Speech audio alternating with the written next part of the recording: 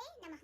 श्री सूत जी बोले, जिन श्री पार्वती जी के घुंघराले केश कल्प वृक्ष के फूलों से ढके हुए हैं और जो सुंदर एवं नए वस्त्रों को धारण करने वाली हैं तथा कपालों की माला से जिनका मस्तक शोभायमान है और दिगंबर रूपधारी भगवान शंकर हैं, उनको नमस्कार हो। कैलाश पर्वत की सुंदर विशाल चोटी पर विराजमान भगवान शंकर से गौरी जी ने पूछा, हे प्रभु, आप मुझे गुप्त किसी व्रत की कथा सुनाएं।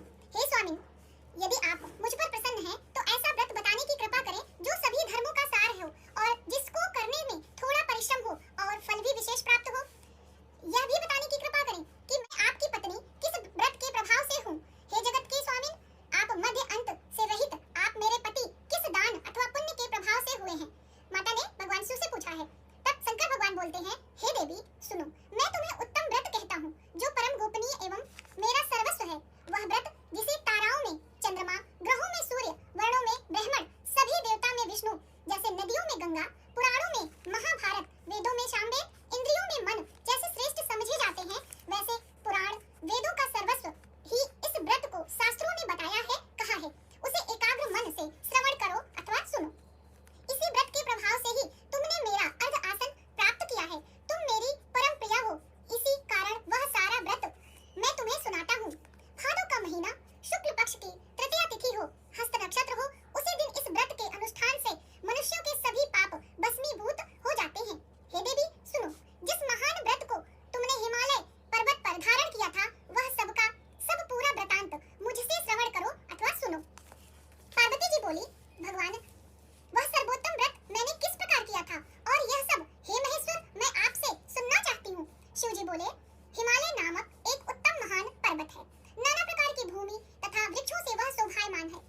अनेक प्रकार के पक्षी वहाँ अपनी मधुर बोलियों से उसे शोभायमान कर रहे हैं एवं चित्र विचित्र मृगादि पशु वहाँ विचरते हैं। देवता, गंधर्व, सिद्ध, चाणक एवं गुहाक प्रसन्न होकर वहाँ घूमते रहते हैं। गंधर्व जन गायन करने में मग्न रहते हैं। नाना प्रकार की वाणिज्य मणियां तथा सोने की ऊंची ऊंची चोटियों रूपी भुजाओं से यानी आकाश पर लिखता हुआ दिखाई देता है। उसका आकाश से स्पर्श इस प्रकार से है जैसे कोई अपने मित्र के मंदिर को छू रहा हो। वह बर्फ से ढका रहता है। गंगा नदी की ध्वनि से वह सदा शब्दायमान रहता है। हे पार्वती, तुमने वहीं बाल्यावस्था में 12 वर्ष पर्यंत कठोर तप किया, अधोमुख होकर केवल धूम्रपान किया और फिर 64 वर्ष पर्यंत पके पके पत्ते खाए। माघ महीने में जल में खड़ी रही, तप किया। वैशाख में अग्नि का सेवन किया। सावन में अन्न पान का त्याग कर दिया। एकदम बाहर मैदान में जाकर तप किया। तुम्हारे पिताजी ने इस प्रकार के कष्ट में देखकर घोर चिंता से व्याकुल हो गए। उन्होंने विचार किया कि यह कन्या किसको दी जाए। उस समय ब्रह्मा जी के पुत्र परम धर्मात्मा श्री श्रेष्ठ श्री नारद मुनि तुम्हें देखने के लिए वहां आ गए।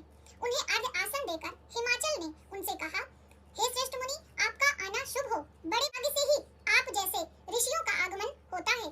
कहिए आपका शुभागमन किस कारण से हुआ है। श्री नारद जी बोले, हे पर्वतराज सुनिए, मुझे स्वयं विष्णु भगवान ने आपके पास भेजा है। आपकी यह कन्या रत्न है। किसी योग्य व्यक्ति को समर्पण करना ही उत्तम है।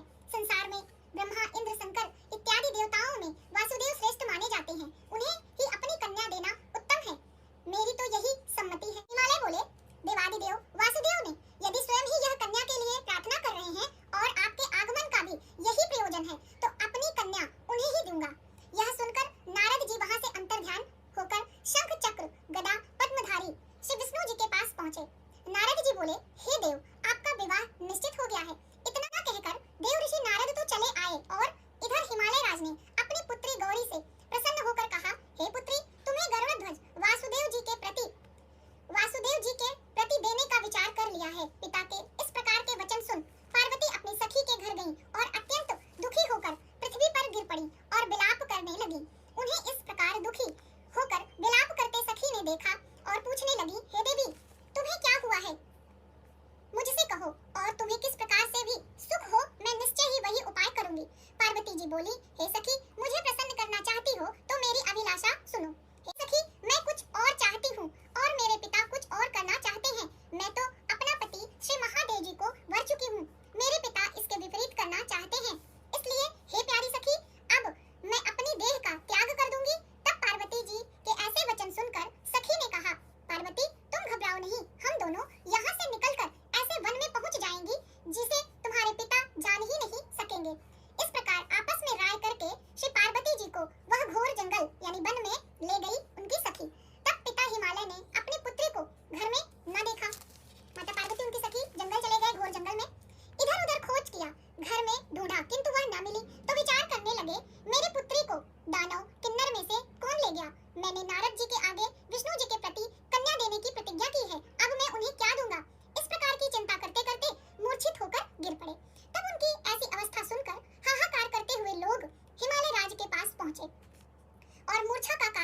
लगे।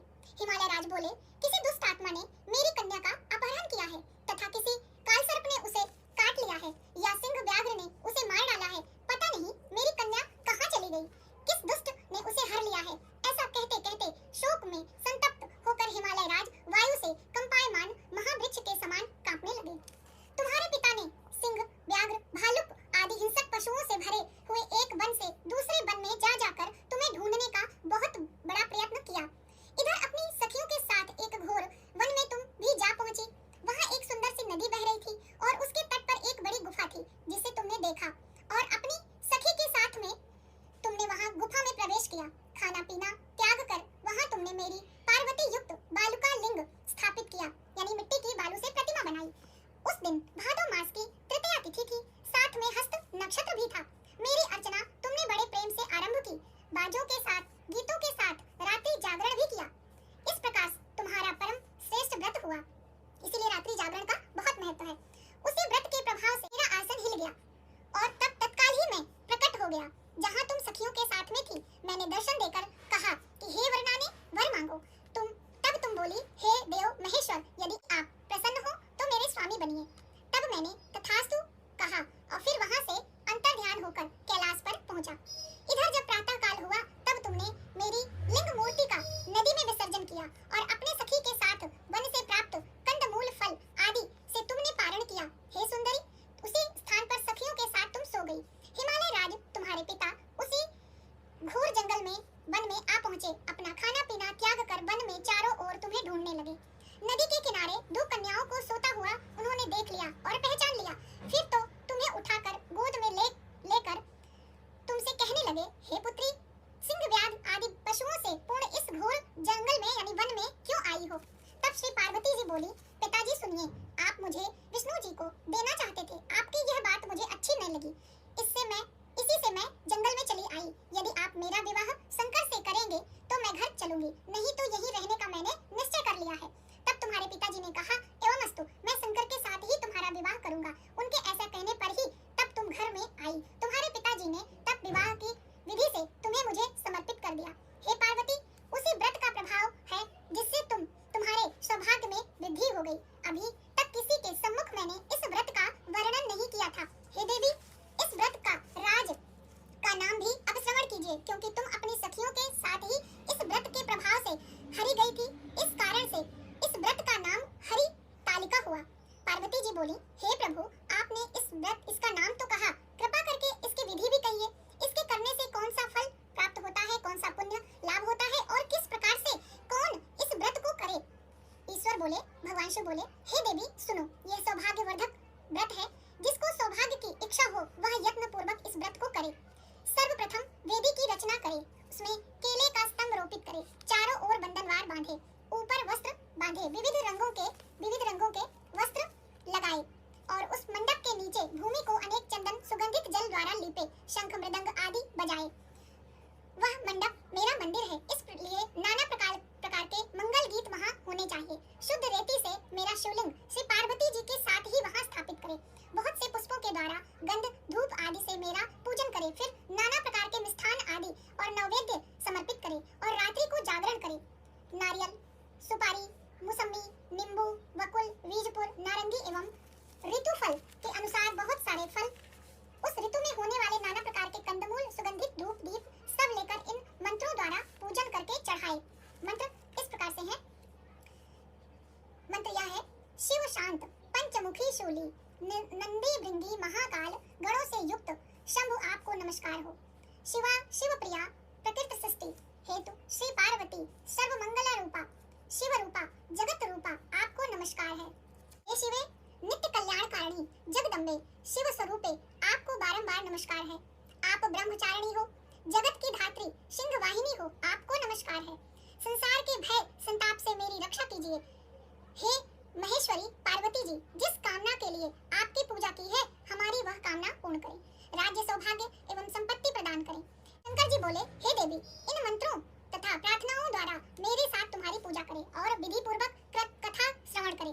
फिर बहुत सा अन्न दान करें तथा शक्ति वस्त्र स्वर्ण गाय ब्राह्मण को दे एवं अन्य ब्राह्मणों को सूर्य दक्षिणा यानी कि ब्राह्मण को दक्षिणा दे, स्त्री को भूषण आदि प्रदान करे। हे देवी, जो स्त्री अपने पति के साथ भक्ति युक्त चित्त से सर्वश्रेष्ठ व्रत को सुनती तथा करती है, उसके सभी पाप नष्ट हो जाते हैं। 7 जन्मों तक उसे राज्य की प्राप्ति होती है, सौभाग्य में वृद्धि होती है। और जो नारी भादो मास के शुक्ल पक्ष की तृतीया के दिन व्रत नहीं धारण करती है, आहार कर लेती है, वह 7 जन्मों तक वंध्या रहती है एवं जन्म जन्म में विधवा हो जाती है। दरिद्रता पाकर अनेक कष्ट उठाती है, उसे शोक पुत्र शोक छोड़ता ही नहीं है। और जो उपवास नहीं करती, घोर नरक में पड़ती है। अन्न के आहार करने से उसे शुक्री का जन्म मिलता है, फल खाने से बांदरी होती है, जल पीने से जोंक, दुग्ध के आहार से सर्पणी होती है, मांस से व्याघ्नी और दही खाने से बिल्ली, मिठाई खा लेने से चींटी और सभी वस्तुएं खा लेने पर मक्खी और सो जाने पर अजगरी का जन्म पाती है। पति के साथ ठगी करने पर मुर्गी होती है। शिव जी बोले, इसी कारण से सभी स्त्रियों को प्रयत्न पूर्वक सदा यह व्रत करते रहना चाहिए। सोने चांदी एवं तांबे एवं बांस से बने तथा मिट्टी के पात्र में अन्न रखे, फिर फल वस्त्र दक्षिणा आदि सब श्रद्धा पूर्वक विद्वान श्रेष्ठ ब्राह्मण को दान करे। आप लोग कहते हैं ना कि किसको दान करें, तो ये देखिए सीधा लिखा हुआ है, ब्राह्मण को दान करें। उसके अनंतर पारण यानी उसके बाद पारण करे, भोजन करे। हे देवी, जो स्त्री इस प्रकार सदा व्रत किया करती है, वह तुम्हारे समान ही अपने पति के साथ इस पृथ्वी पर अनेक भोगों को प्राप्त करके सा आनंद विहार करती है और अंत में